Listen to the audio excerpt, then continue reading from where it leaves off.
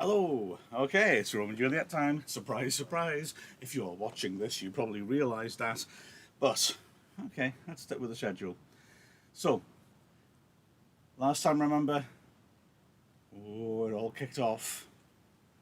Tybalt challenged Romeo to a duel. Romeo said no. Mercutio felt that he was a coward, so he stepped in, and Tybalt killed Mercutio. Oh. Romeo got knocked. Romeo killed Tybalt. The prince said, I'm not going to execute him because he has executed Tybalt, so he's sort of carried out my law, but he can't go unpunished. He is exiled, right? So, and now, we know more than the characters here. Juliet is excited because it's her wedding night, and she's sitting there waiting. Romeo had to escape. Remember, the nurse had the rope so he could escape. And she's waiting for Romeo to come back at night and they can have their wedding night, if you know what I mean. Rumpy bumpy. So, she doesn't know everything that's kicked off. So she is doing this rather cute speech saying that the sun is dragged across the sky by Phaedon, who's a Roman god. It's Roman, isn't it? Roman god of the sun. And they drag it across the sky, and then when they finish their journey, let's say them horses dragging it, they'll then go into their stables at night, and it's nighttime then, and when it's nighttime, cheeky things can be done. So, here she goes, all happy, not knowing exactly what's going on out elsewhere. So, gallop apace, you fiery-footed steeds, towards Phoebus' lodging. Such a wagoner as Phaeton would whip you to the west and bring in cloudy night immediately. Spread thy close curtain, love-performing night, that runaways' eyes may wink, and Romeo leap to these arms, untalked of and unseen.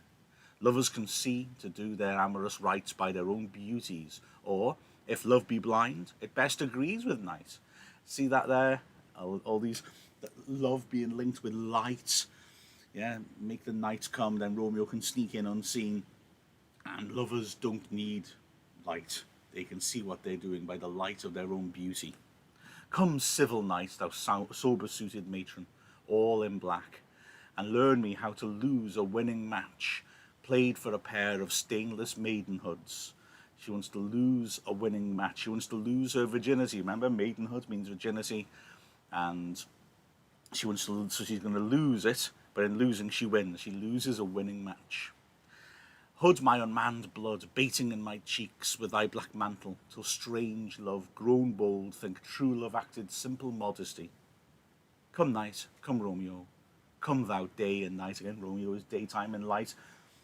Romeo said she teaches the torches to burn bright. What light from yonder window breaks? The whole thing of love is light.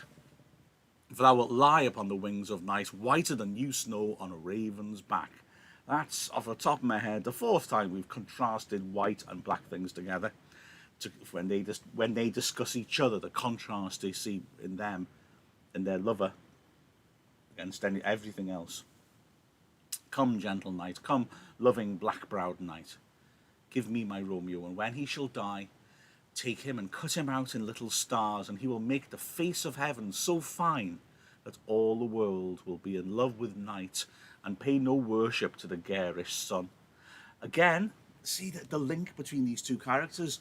They don't realise it because, no, they don't realise it, but they're using exactly the same imagery to describe each other. Romeo did this sort of thing, didn't he? Talking about her eyes will be in the heavens and would replace the stars and would be better than the brightest stars.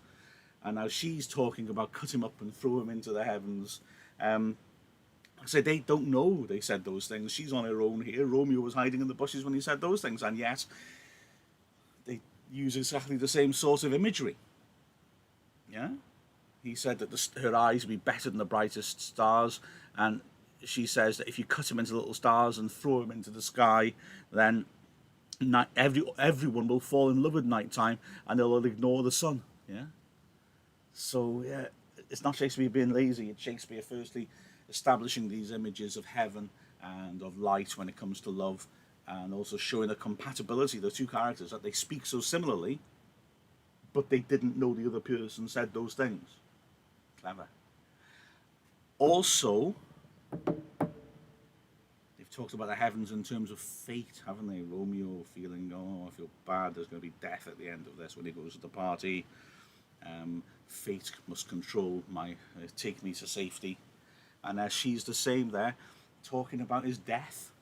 This sort of strange, morbid thing. Well, we've just seen a little bit of death, haven't we? Yeah. And then, I rather like this bit. Oh, I've bought the mansion of a love, but not possessed it. And though I am sold, not yet enjoyed.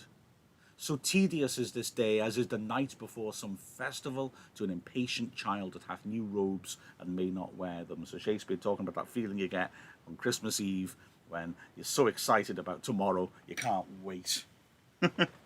Oh, I can't wait for him to come. I'm as excited as a child before a festival that has new clothes and can't wear them till tomorrow. And you, oh, hurry up, hurry up, hurry up. And then here comes the nurse. Oh, here comes my nurse. And she brings news, and every tongue that speaks but Romeo's name speaks heavenly eloquence. This is irony. Oh, good, nurse is coming. She's got news. And everything that she says, anything said with Romeo's name in it is heavenly and beautiful. Yeah, she will not be saying that in a moment.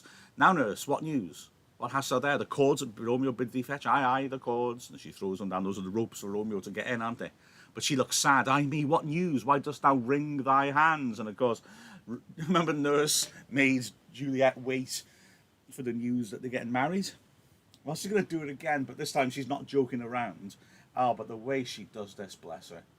Well, you can imagine it's going to terrify Juliet, because she is going to think Romeo's dead. When the nurse tells her Tybalt's dead. Ah, well a day, he's dead, he's dead, he's dead. We're undone, lady, we're undone. Alack the day, he's gone, he's killed, he's dead. So Juliet's just been thinking about Romeo.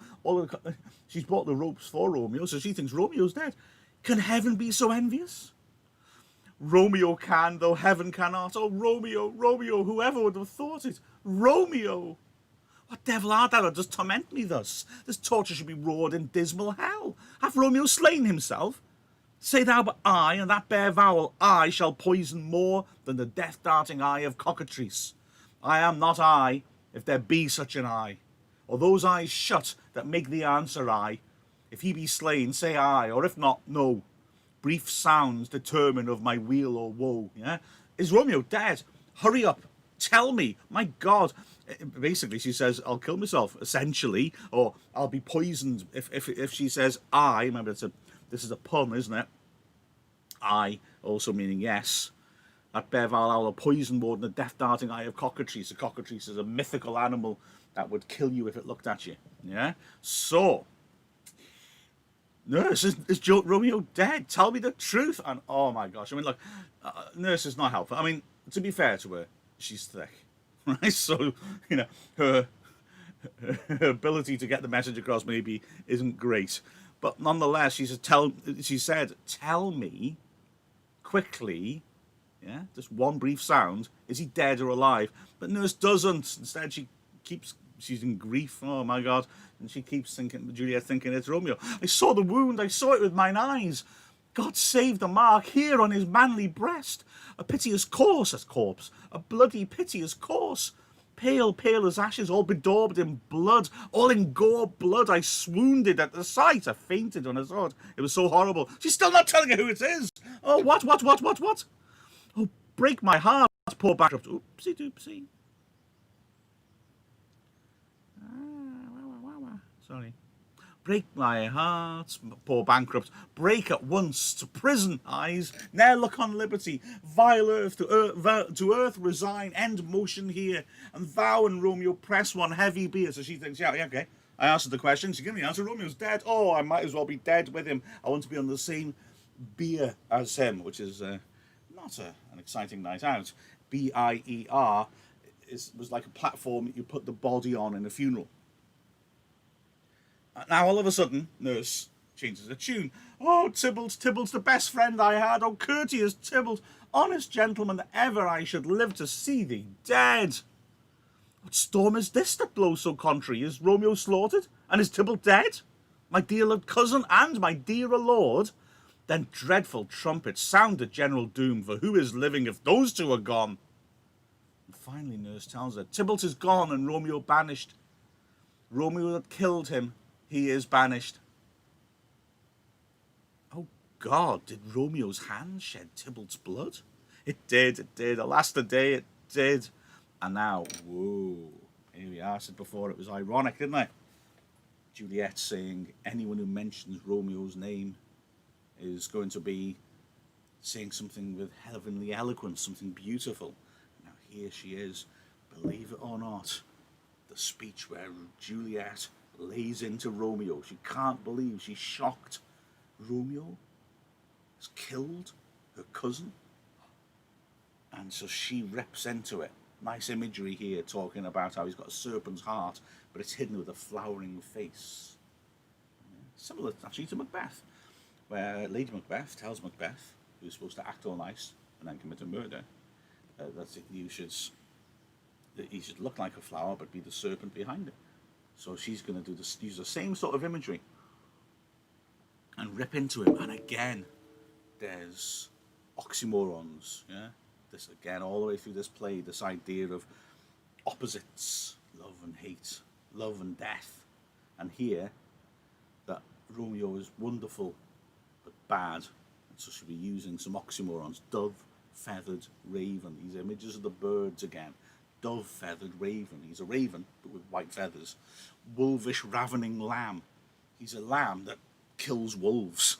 I want to see that cartoon. Okay, let's go for it. O serpent heart, hid with a flowering face, did ever dragon keep so fair a cave? Beautiful tyrant, fiend angelical, dove-feathered raven, wolvish, ravening lamb, despised substance of divinest snow, just opposite to what thou justly seem'st, a damned saint, an honourable villain. O nature, what hadst thou to do in hell when thou didst bower the spirit of a fiend in moral paradise of such sweet flesh? Was ever book containing so vile matter so fairly bound? Oh, that deceit should dwell in such a gorgeous palace. Wow, yeah, lots of nice contrasting images, aren't there? A book bound in a book which is evil with a beautiful cover.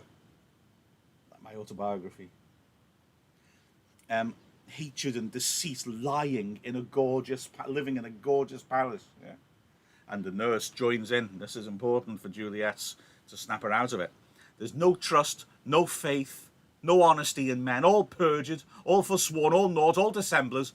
Oh, where's my man? Give me some aqua vitae. These griefs, these woes, these sorrows make me old. Shame come to Romeo. So nurse joins in and says, men can't be trusted. Men are all liars. Shame on Romeo. And that snaps Juliet out of it. Juliet realizes, hold on, I really love him. Listening to you attack him makes me realize I'm his wife. I'm on his side. I love him. Yeah. So she has a go at the nurse for talking like that. Blessed be thy tongue for such a wish. He was not born to shame. Upon his brow shame is a shame to sit. For 'tis a throne where honour may be crowned, sole monarch of the universal earth. Oh, what a beast I was to chide at him. So she's said, don't you dare talk like that about Romeo. And then, well, I feel, I was so bad. I spoke ill of Romeo. I shouldn't have done that. Will you speak well of him that killed your cousin? Shall I speak ill of him that is my husband? Ah, poor my lord, what tongue shall smooth thy name when I, thy 3 hours' wife, have mangled it? But wherefore, villain, didst thou kill my cousin? That villain cousin that would have killed my husband. Back, foolish tears, back to your native spring. Your tributary drops belong to woe, which you mistaking offer up to joy. So she then starts to realise, right, Tybalt wanted to kill Romeo, but Romeo has killed Tybalt, and actually that's the best outcome. It's not really that she can hope for. My husband lives, that Tybalt would have slain, and Tybalt's dead, that would have slain my husband. All this is comfort. Wherefore weep I then? Some word there was worse than Tybalt's death that murdered me. I would forget it fain, but oh, it presses to my memory like damn its guilty deeds to sinners' minds. Tybalt is dead and Romeo banished. That banished, that one word banished, hath slain 10,000 Tybalts. Tybalt's death was woe enough if it had ended there, or if sour woe delights in fellowship and needly will be ranked with other griefs. Why followed not when she said Tybalt's dead? Thy father or thy mother, nay, or both, which modern lamentations might have moved, but with a rearward following Tybalt's death, Romeo is banished to speak that word. His father, mother, Tybalt, Romeo, Juliet, all slain, all dead. Romeo is banished. There is no end, no limit, measure bound in that word's death. No words that can that woe sound. Where is my father and my mother, nurse? So she realizes if it was just that Tybalt was dead and now everything could carry on, she'd actually accept that, because at least Tybalt has not killed Romeo. But Romeo's been banished. He's been told to leave the city. And she can't cope with that. She says, you might as well have told me that Tybalt, my mother, my father, Romeo, and me are all dead, because there's no point in this. There are no words can that woe sound. It's a bit of a tongue twister. There's no word to express how bad this is. Yeah, there's no end or limit in that word death. That word, exiled, means death, and there's no limits to it. So where are my parents? Weeping and wailing over Tybalt's corpse. Will you go to them? I will bring you thither. Wash they his wounds with tears. Mine shall be spent when theirs are dry. For Romeo's banishment, you know, they can cry over Tybalt. When they've stopped crying over Tybalt, I'll still be crying over Romeo. Tape up those cords, poor ropes, you are beguiled, both you and I, for Romeo is exiled. He made you for a highway to my bed. But I am made, die maiden widowed. Come cords, come nurse, I'll to my wedding bed. And death, not Romeo, take my maidenhead. Yeah? Okay, don't bother dropping those ropes, because Romeo's obviously not going to come here now, because he's been kicked out of town. I'll never see him again. And I will remember, maidenhead is virginity. I am a maid, a virgin. I will die maiden widowed. I will die a virgin. Yeah? Death will take my virginity, not Romeo. Hie to the chamber. I'll find Romeo to comfort you. I wot well where he is. Hark ye, your Romeo will be here at night. I'll to him. He is hid at Lawrence's cell. So fair dues to the nurse. I just said she's thick. I know. She is.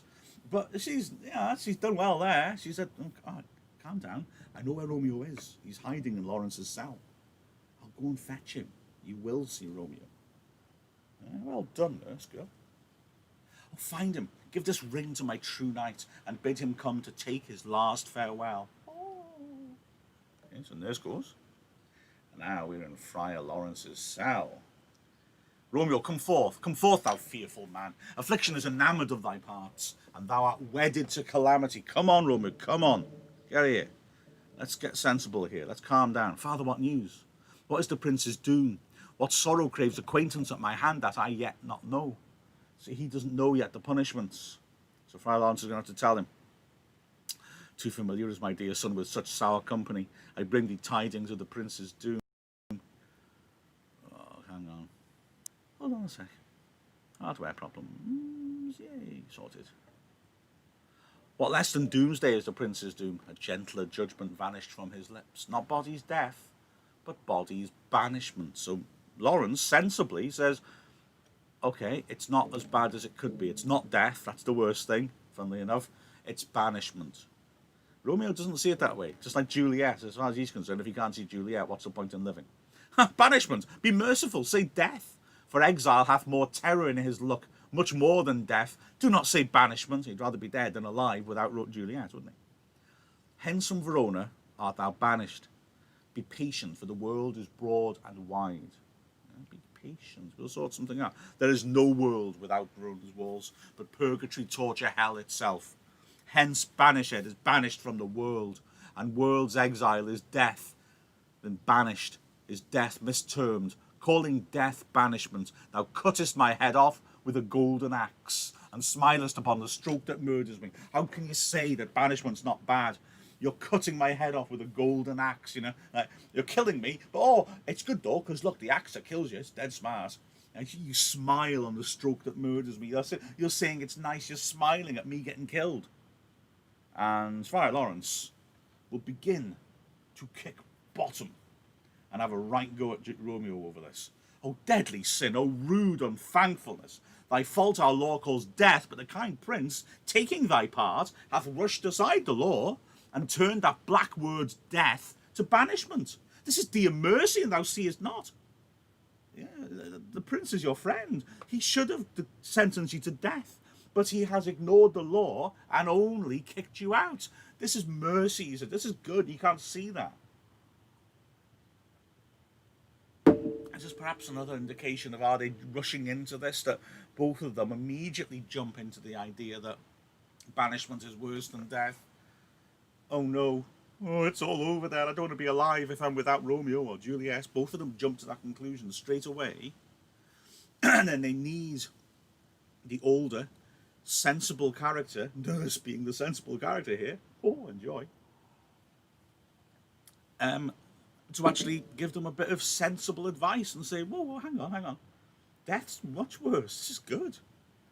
You know, as he said, you know, the time is long. We've got, because you're still alive, we've got a chance to work something out here. If you were being executed, that is the end of it.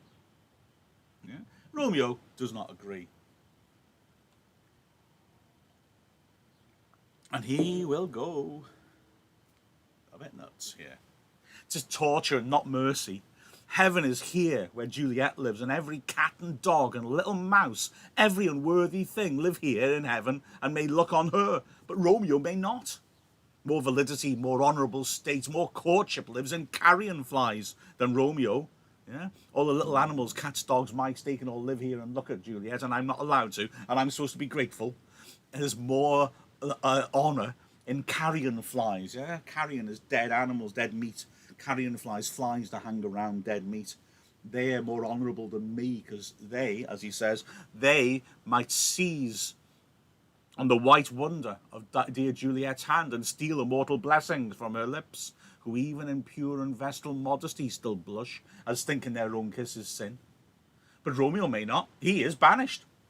Flies may do this, but I from this must fly. They are free men, but I am banished. And sayest thou yet that exile is not death? Hadst thou no poison mixed, no sharp ground knife, no sudden mean of death, though ne'er so mean, but banished to kill me? Banished! O friar, the damned use of that word in hell. Howlings attend it. How hast thou the heart, being a divine and ghostly confessor, a sin absolver, and my friend professed, to mangle me with that word banished? How could you say banished to me? It's much worse. Sorry, I forgot to bring the page up. I was too busy gesticulating. Thou fond madman, hear me but speak a word. And God's sake, lad, listen to me. Oh, thou wilt speak again of banishment. Sulky, sulky. I'll give thee armour to keep off that word. Adversity is sweet milk, philosophy, to comfort thee, though thou art banished. Yeah? I'll give you something to protect you from this terrible thing. Because I have adversity, sweet milk, philosophy, yeah, to comfort you. I'm thinking me. Thinking about problems helps to solve them. Isn't that the truth? Stupid old Romeo's still all wound up. Yet banished? Hang up that philosophy. Unless philosophy can make a Juliet, displant a town, reverse a prince's doom, it helps not. It prevails not. Talk no more, yeah? Talking and thinking doesn't help. Can't change the fact I'm banished, can't make a new Juliet, can't move the town somewhere else, so stuff it. This is so like modern politics, isn't it? Oh, then I see that madmen have no ears. Crazy people don't listen. How should they, when that wise men have no eyes? Let me dispute with thee of thy estate. Let me argue with you about what your situation is. Thou canst not speak of that thou dost not feel. Wert thou as young as I, Juliet thy love, and our but married, Tybalt murdered, doting like me and like me banished, then mightst thou speak, then mightst thou tear thy hair and fall upon the ground as I do now, taking the measure of an unmade grave. Yeah? You can't talk to me about this. You don't know how I feel. You're not young like me. You're not experiencing all this. And there's knocking. Good special effects, wasn't it? Oh, well, he knocks. He shouldn't be there. Arise, one knocks, good Romeo. Hide thyself. You won't. Not I. Unless the breath of heartsick groans mist-like enfold me from the search of eyes. I'm not going to hide.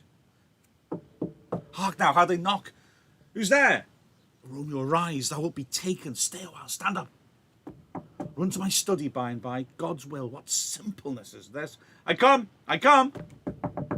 Who knocks so hard? Whence come you?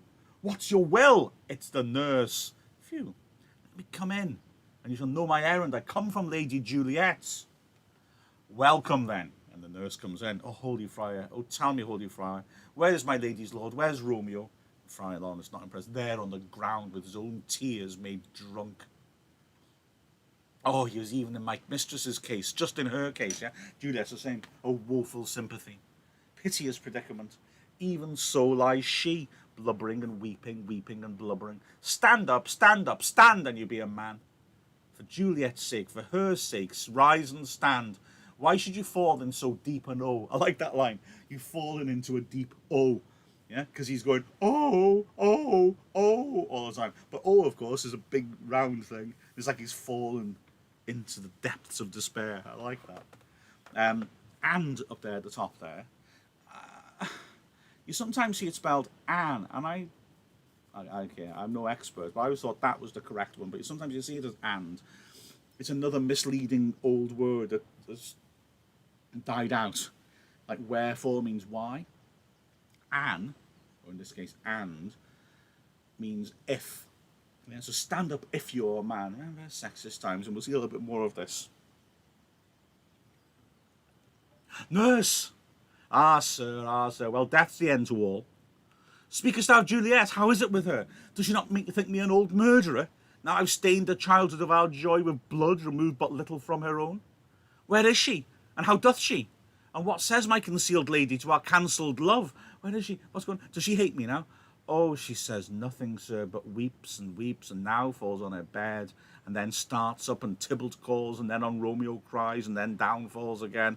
I'm afraid poor old nurse, again, is going to make matters worse by not getting to the point, because by describing how upset Juliet is, which is, let's be honest, understandable, I'm not saying the important thing, she still loves you. Look, she even gave me a ring to give to you to show that. She's now just made Romeo feel worse, or he's thinking she must hate him now. So here we go. Here goes old Romeo. Getting extreme. Yeah, so he shouts nurse said she shouts Romeo, as if that name shot from the deadly level of a gun did murder her, as that name's cursed hand murdered her kinsman. Oh, tell me, friar, tell me, in what vile part of this anatomy doth my name lodge? Tell me that I may sack the hateful mansion. And he draws out his sword. He's going to kill himself. Calm down, son. So again, these images that we saw when Romeo and Juliet spoke in the balcony scene of names don't matter, but names can hurt. Isn't that the truth? You see so much prejudice in the world now, often just because of some element of your identity. But all people are the same. All people are just people. And so he then, remember before he said, what's in the name? I'll get rid of my name. And here he is saying, my name has murdered her. She hates me now. Yeah. And so he gets his sword. Tell me, friar, which part of my body is the bit with my name in it, and I will cut it out. He's going to kill himself. Yeah, and Friar Lawrence has got to step in with extreme prejudice here and properly goes nuts at him. I assume, although it's my assumption, I admit, this would have a fair bit of impact, I'd have thought, on the audience to see the friar, the calm, thoughtful, philosophical, holy man, really rip into Romeo and blast into him. Apologies for the sexism here when he says that your tears are womanish, only women cry. Hold thy desperate hand. Art thou a man? Thy form cries out thou art. Thy tears are womanish. Thy wild acts denote the unreasonable fury of a beast. Unseemly woman and a seeming man. Yeah, you're an inappropriate woman, but you seem to be a man, or ill-beseeming beast in seeming both. You're not even human. You're like an animal the way you're acting. Just gotta say, calm down. Thou hast amazed me. By my holy order, I thought thy disposition better tempered. Hast thou slain Tybalt? Wilt thou slay thyself, and stay thy lady too that lives in thee by doing damned hate upon thyself? Why railst thou on thy birth, to heaven and earth, since birth and heaven and earth, all three do meet in thee at once, which thou at once wouldst lose? Fie, fie, thou shamest thy shape, thy love, thy wit, which like a usurer aboundst in all, and usest none in that true use indeed, which shall bedeck thy shape, thy love, thy wit. Honestly, this is disgusting. Remember, suicide is seen as the terrible sin. Remember in Heroes that Francis is going to kill himself and decides not to because of the shame it would bring on his parents' name. That's what it's similar to, isn't it? Over family names. But he's saying you can't do that. You must not do that. Friar Lawrence tearing into him. Thy noble shape is but a form of wax, digressing from the valour of a man. Thy dear love sworn, but hollow perjury, killing that love which thou hast vowed to cherish. Thy wit, that ornament to shape and love, misshapen in the conduct of them both, like powder in a skitless soldier's flask, is set afire by thine own ignorance, and thou dismembered with thine own defence. What, that rouse thee, man? Thy Juliet is alive, for whose dear sake thou wast but lately dead. There art thou happy. Yeah, so Juliet lives. Yeah, so that's good news. Tybalt would kill thee, but thou slewest Tybalt. There art thou happy too. The law that threatened death becomes thy friend and turns it to exile. There art thou happy. Yeah, so there's three things here. Juliet's still alive, so that's great. Tybalt wanted to kill you, and he's damn good with the sword, but you killed him. That's good. And the law should say you're executed now, but it only said you're exiled. So 3 times you've been really lucky here, and yet you're there crying. A pack of blessings lights upon thy back. Happiness courts thee in her best array. But like a misbehaved and sullen wench, thou poutst upon thy fortune and thy love. You're super lucky here. It's all perfect. It's all fantastic. And you're here sulking, crying, saying it's not fair. Yeah, so really tearing into him. Take heed, for such die miserable. Go, get thee to thy love, as was decreed. Ascend her chamber, hence, and comfort her. But look thou stay not till the watch be set, for then thou canst not pass to Mantua, where thou shalt live till we can find a time to blaze your marriage, reconcile your friends, beg pardon of the prince, and call thee back with 1,000 times more joy than thou wentst forth in lamentation. Go before, nurse, commend thee to my lady, and bid her hasten all the house to bed, which heavy sorrow makes them apt unto. Romeo is coming. Yeah, so, Romeo, shut up, calm down, I've got this under control. I've already sorted a place for you to live in Mantua.